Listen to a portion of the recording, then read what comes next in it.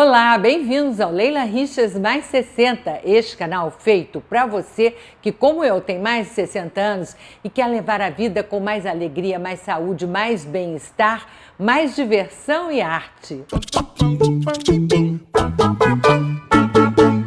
O nosso vídeo desta semana da Sessão Saúde é com o médico gastroenterologista Dr. Gregório Feldman.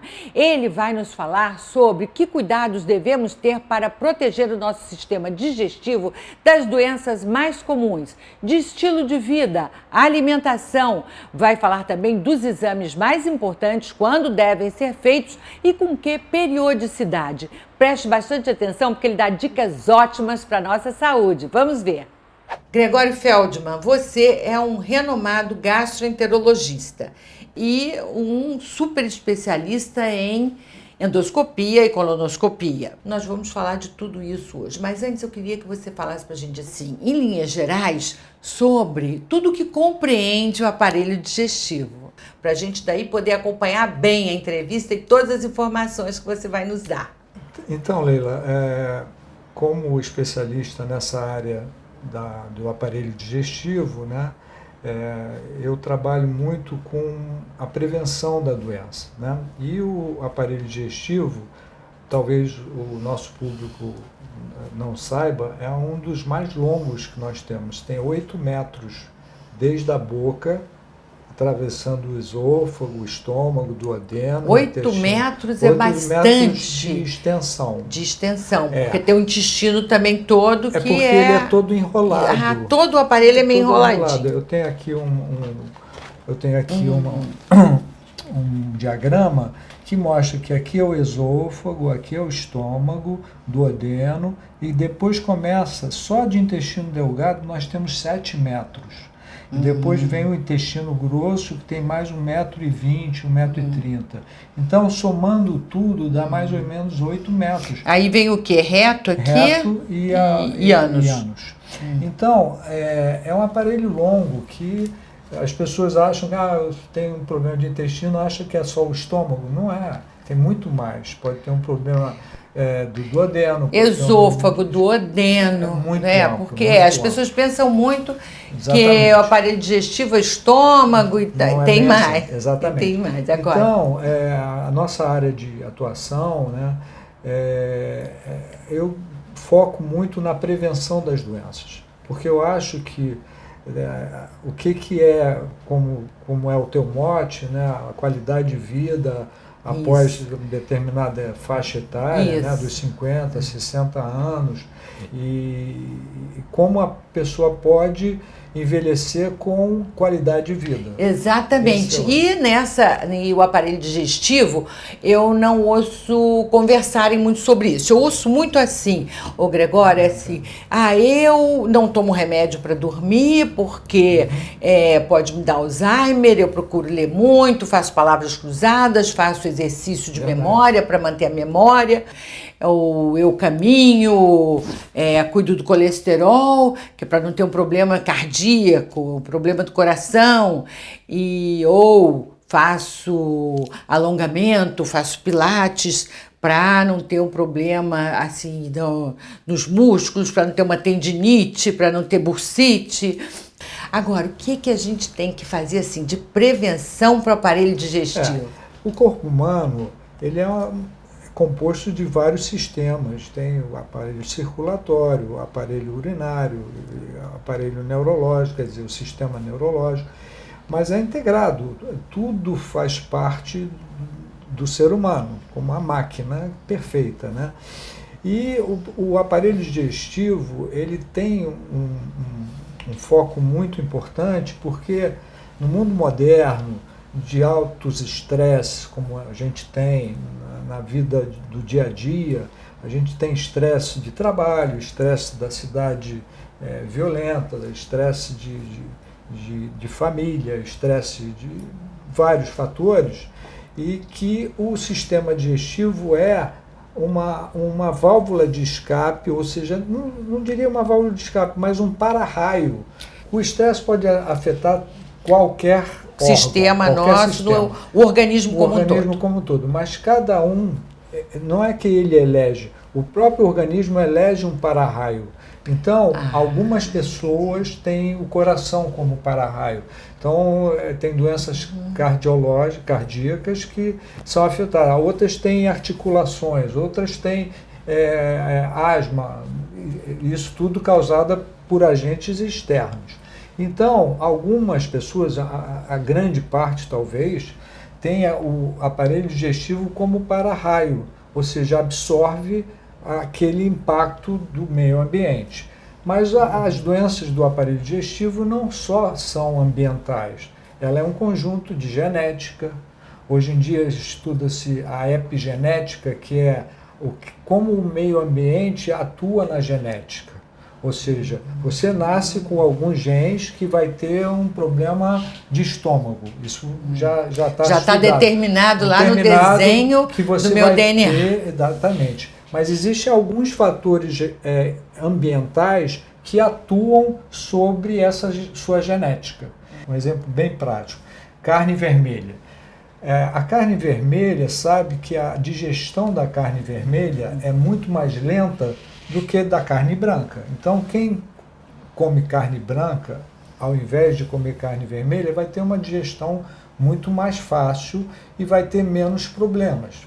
Ou seja, a carne vermelha, embutidos que eu digo é linguiça, salsicha, salames, todas essas que têm carne vermelha e mais aditivos, fazem muito mais mal do que um peixe fresco ou uma ave fresca, ou a comida, os legumes, as verduras. Quem é vegetariano, com certeza tem uma digestão muito melhor do que quem é carnívoro, quem come principalmente carne vermelha. Por isso que tem muita gente que diminui, e uma das coisas que a gente preconiza para evitar algumas doenças é a diminuição de alguns alimentos. A melhor dieta, eu considero que é a dieta balanceada, ou seja, não ser radical.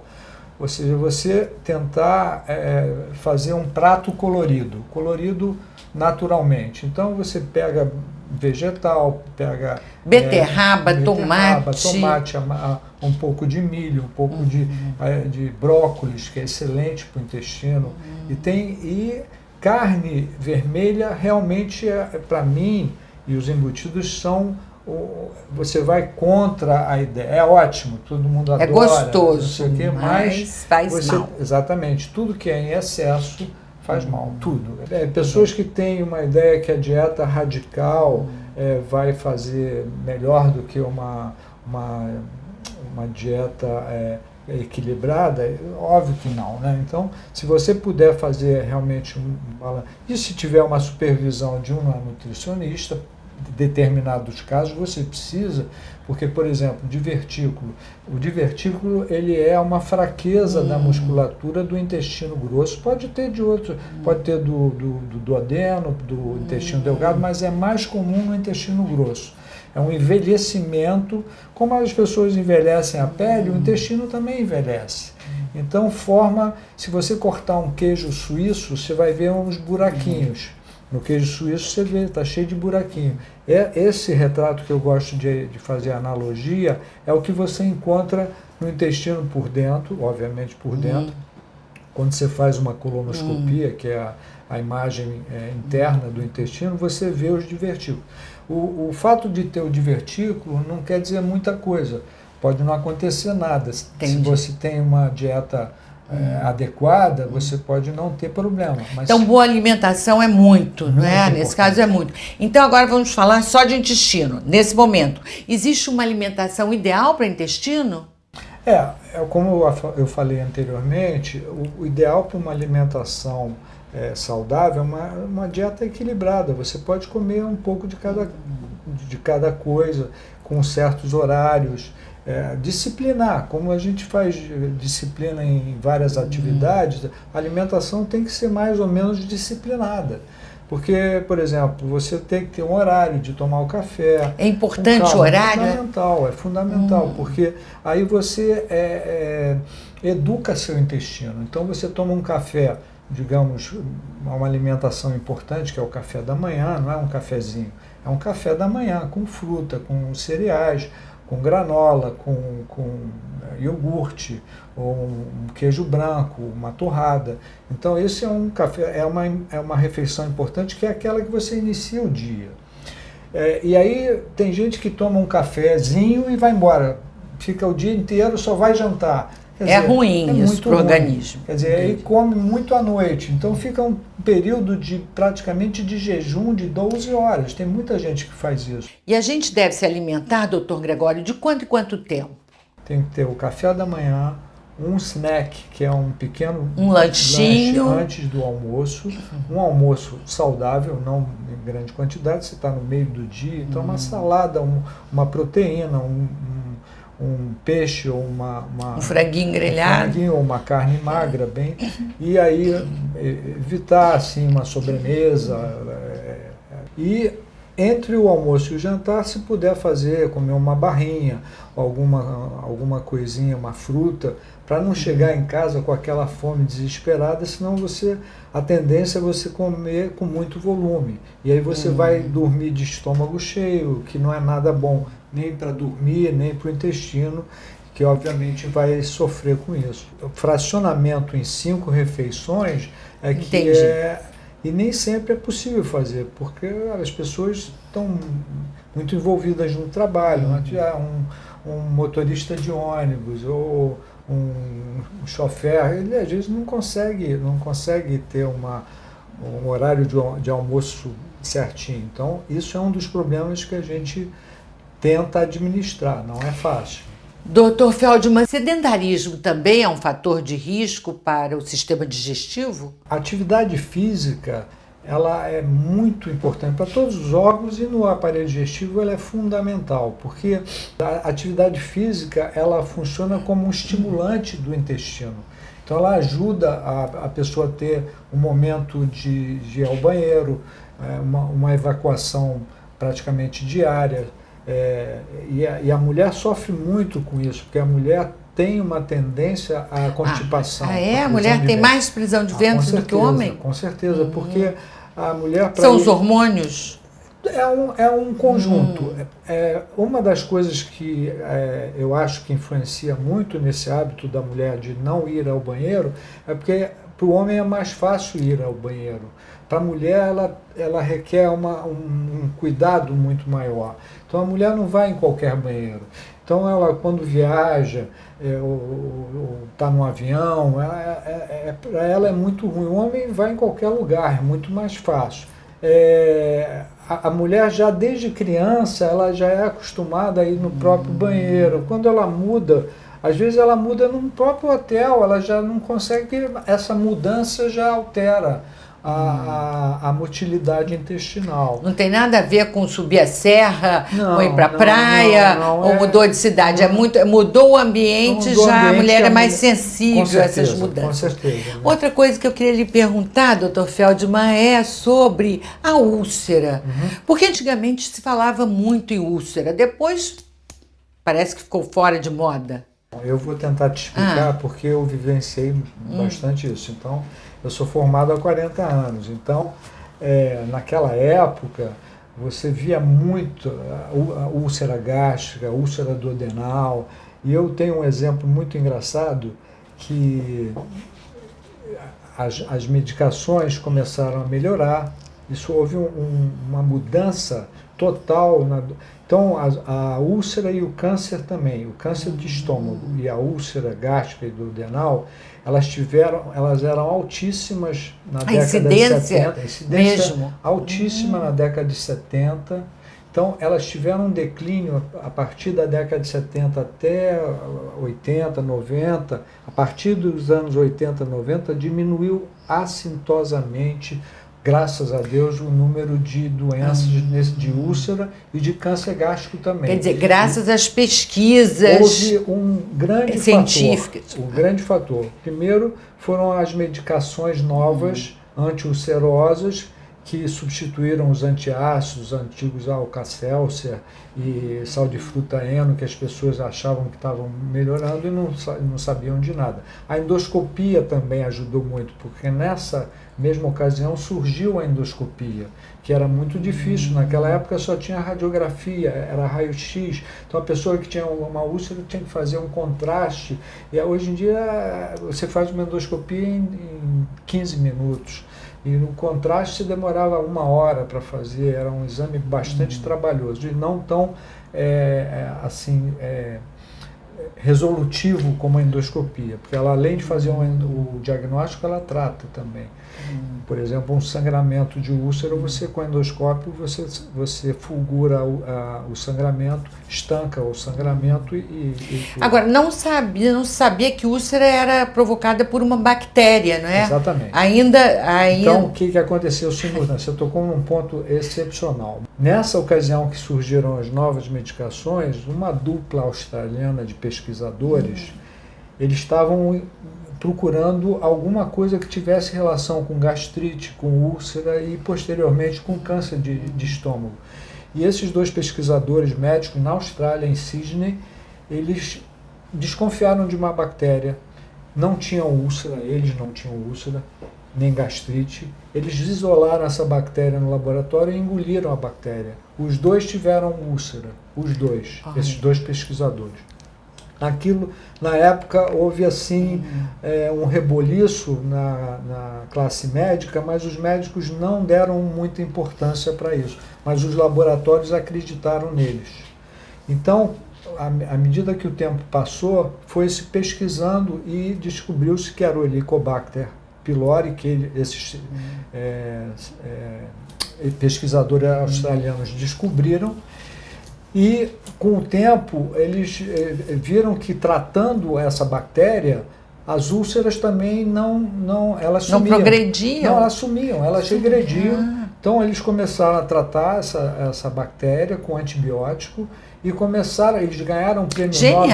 Geniais. Eles ganharam um prêmio Nobel por essa descoberta. Olha. Porque descobriu-se que um dos cânceres do estômago, ele era causado por essa bactéria. E era o único câncer que até hoje é tratado com antibiótico e ele regride.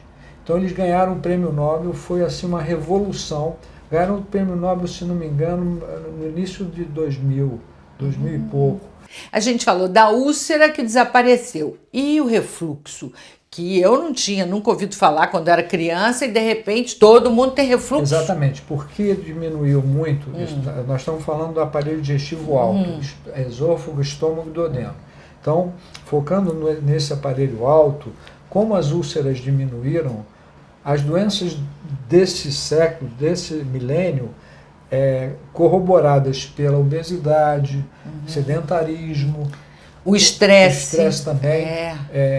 Obviamente, graças a Deus, diminuiu muito o número de fumantes, que o cigarro era um dos fatores também que atacava muito o estômago. Hoje diminuiu, o Brasil é surpreendente, porque é um país que você vê extremos, né? Coisas ótimas e coisas terríveis. Nas coisas ótimas, nós conseguimos diminuir muito o fumante. E qual é a relação do cigarro com o refluxo? Na verdade, o que aconteceu aqui no Brasil, e infelizmente nem em todos os países do mundo, mas nos Estados Unidos, alguns países, houve uma diminuição grande do cigarro, porque o cigarro ele atua no esfíncter esofagiano. Então a nicotina, ela atua propiciando o refluxo, ela faz com que relaxe o esfíncter do esôfago e o conteúdo do estômago sobe. Então tem essa relação do cigarro.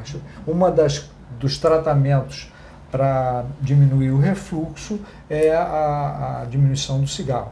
Obviamente que não é o único, vários fatores influenciam o refluxo. O estresse é um deles.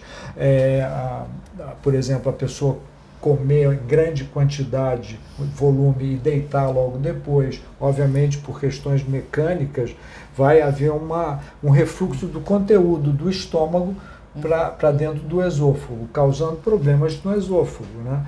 Tem as hérnias de hiatos, que são, o que é a hérnia de hiato? É quando o estômago sobe um pouquinho. É fácil você entender, por exemplo, na grávida, a grávida ela vai aumentando o volume do abdômen, da cavidade abdominal, e vai pressionando o estômago para cima. Então, muitas vezes, a grávida tem uma hérnia de ato temporária por causa da gravidez, por causa do aumento da pressão intraabdominal. Então, alguns fatores, a obesidade é um dos fatores, a gravidez é uma reversível. A obesidade progressiva não, vai piorar o refluxo. Então, o refluxo está ligado a alguns hábitos também. E a pessoa, como eu falei, acabar de comer e deitar logo em seguida. Então tem alguns fatores que contribuem. Tem o fator hereditário que também influencia. Se você tem pai, mãe ou avô que tem hérnia de hiato, que é uma coisa que favorece o refluxo. Né? Entendi. Agora, doutor Gregório Feldman, faz um panorama para a gente da incidência de câncer no Brasil em relação ao mundo. Os cânceres estavam, como eu te falei, tem um fator hereditário, genético, e tem um fator ambiental. Então isso é fácil de explicar porque, por exemplo, por que no sul tem muita incidência de câncer de esôfago? Porque lá se toma chimarrão, o chimarrão quente, e ele é absorvido e ele afeta o esôfago. De alguma forma, a incidência de câncer de esôfago no sul é muito maior do que aqui no Rio, Nordeste, que não se faz uso do chimarrão. Mas é igual tanto na Argentina como no Uruguai, onde se usa chimarrão. Porque há muito tempo ficam tomando, não é um chazinho quente, um cafezinho bem quente, é ficar direto ingerindo uma bebida muito quente. Então tem alguns cânceres que são ligados a fatores geográficos. A incidência de câncer de estômago no Japão e no Chile é muito alta, e se viram que era pelo consumo excessivo de defumados, comidas defumadas. Então há uma maior incidência de câncer de estômago, isso trabalhos científicos comprovados. Falando em Rio de Janeiro, Brasil, na parte que é o que nós temos, né? Nós temos uma incidência, por exemplo, de câncer de estômago atualmente bem menor do que há 30, 40 anos, por causa dos fatores que eu mencionei, da descoberta do H. pylori, do tratamento. E hoje em dia você facilmente adquire um bloqueador de bomba de próton, que é, por exemplo, o omeprazol, que todo mundo conhece, que ele protege o estômago da acidez. E a acidez era um dos fatores de agressão. E a bactéria também se viu. Então, houve um declínio grande do câncer gástrico, graças a Deus. Mas tem ainda o fator genético, que isso é difícil de diminuir, o hereditário. Tem que controlar, mas então, você fazendo endoscopias anuais, você pode conseguir. Você sabe que seu pai ou sua mãe teve um câncer gástrico. Aí você tem condição de prevenir, ou seja, de pegar o câncer bem em fase inicial, que ela é curável. Então a indicação é anual? Depende. Quando a pessoa tem essa característica. Se você tem uma história familiar forte de algum membro da família, pai ou mãe ou irmão com câncer de estômago, aí a gente preconiza que se faça uma investigação anual por causa da bactéria, para saber se tem H. pylori. Então, para se prevenir o câncer de estômago, nada melhor do que fazer uma endoscopia por ano. E a colonoscopia deve ser feita a partir de que idade, então, com que frequência, em que casos? Exatamente. Né? Colonoscopia é um fator muito importante para se prevenir o câncer de intestino. O câncer de intestino que eu digo é do cólon. Cólon que tem 1,20 m, 1,30 m, como eu falei no início. O câncer de colo tem uma incidência no Brasil, principalmente na nossa região do Sudeste, inclui Rio de Janeiro, ela tem uma incidência entre 5% a 7% da população. O que quer dizer isso? Se você pegar um auditório, ao acaso, 100 pessoas no auditório, 5 ou 7 pessoas desse auditório vão ter câncer de colo de alguma forma, ou seja, durante a sua vida. Podem morrer de outra coisa, se tiver um infarto, claro, mas elas teriam uma probabilidade de ter câncer do colo em 5 a 7%. Isso é uma população normal. Quem tem um parente com câncer, pai ou mãe com câncer de intestino, que sabe, tem uma incidência maior, de 10%.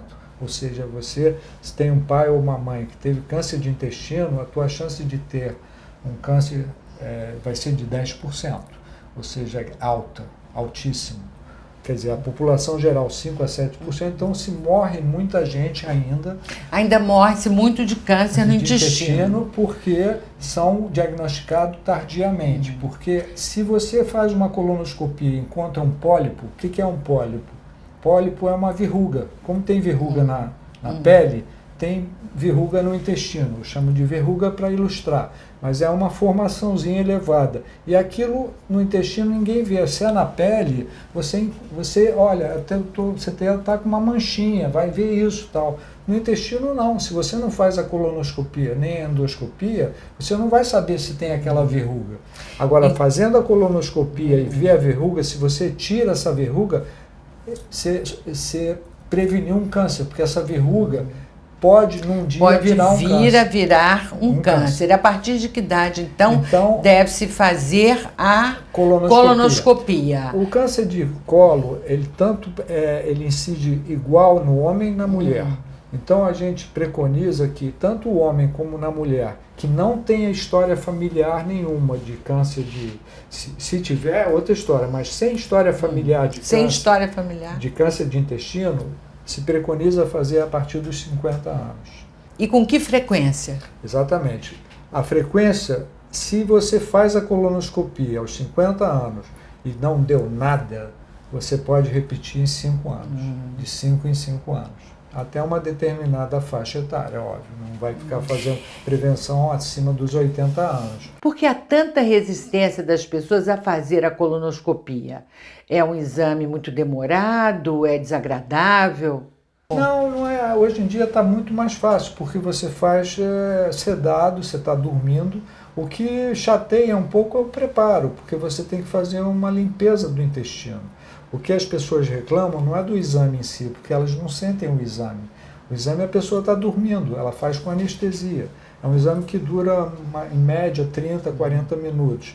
E ela está anestesiada, ela está junto com o anestesista, no ambiente adequado, com todos os recursos. Então você não sente. O que as pessoas reclamam é do preparo. Porque o preparo faz com que ela vá ao banheiro várias vezes. Lógico, você tem que limpar o intestino. E parece que 3 dias, não é isso? Não, a dieta sim. A dieta tem uma dieta especial. Mas o preparo é de véspera. Entendi. Você toma um laxante que vai fazer um efeito de limpar, porque não adianta fazer um exame desse com o intestino sujo. Doutor Gregório Feldman, tem coisa mais moderna ainda do que endoscopia e colonoscopia? Sim. Tem exame mais moderno? Sim. Os israelenses, eles fizeram uma descoberta no novo milênio, né, que eles descobriram que uma câmerazinha, você é como se fosse um comprimido, e você engole essa câmera, e essa câmera vai filmando todos os 8 metros do intestino. Isso foi uma revolução, e eles tiveram... os israelenses, eles são muito avançados em tecnologia. Então eles viram que aquelas bombas que os americanos soltavam no Iraque, lá de cima eles filmavam o alvo por telemetria. Então a bomba tinha uma câmera na ponta e ela ia até o alvo até explodir. Então a câmera explodia o alvo e a câmera sumia. Mas as imagens eram captadas e saía na CNN. Não sei se lembro isso, pois eu fiz a Guerra do Golfo. Então, você filmava a bomba atingindo o alvo. E os israelenses falaram, poxa, se pode-se fazer uma coisa para a guerra, por que a gente não faz isso para a saúde? Então, para a vida, né? Então eles desenvolveram essa câmerazinha que você engole, tem um receptador, um pequeno receptáculo aqui, um computadorzinho, e as imagens que são captadas são transmitidas. Você faz um exame. Isso dura quanto tempo? 8 horas, mais ou menos. E a pessoa está em vida normal? Andando, caminhando, fazendo o que quiser. Só não comendo, tem que estar em jejum. Já tem no Brasil esse exame? Já tem, nós usamos. Como é que é o nome? É enteroscopia por cápsula. Cápsula endoscópica. É uma cápsulazinha. Ela tem... É descartável. Ela é descartável, é porque ela é eliminada. Ela tem uma bateria própria, ela vai filmando. Formidável. Doutor Gregório Feldman, foi um grande prazer conversar com você, saber mais ainda, muito né, obrigado pela do oportunidade. que a gente imaginava aprender aqui hoje sobre o aparelho digestivo. Eu espero ter contribuído, porque a população precisa ser esclarecida, né? Muito bom. E pode se prevenir muita coisa. Pois então, para ter uma vida mais saudável, né, mais qualidade alegre, de vida. envelhecer bem. Com qualidade de vida, né? Porque hoje em dia as pessoas estão vivendo mais, mas tem que buscar qualidade, né? É isso mesmo. E aí, gostou da entrevista? Muito legal, né? Muitas dicas boas. Eu vou seguir algumas delas. E para a gente terminar, eu peço a você que se inscreva no canal. É a forma de ajudar a gente a fazer entrevistas cada vez melhores para você. Vamos cuidar bastante desse conteúdo, hein? Dá o seu like, se gostou, compartilhe com os amigos e volte sempre. Te espero semana que vem.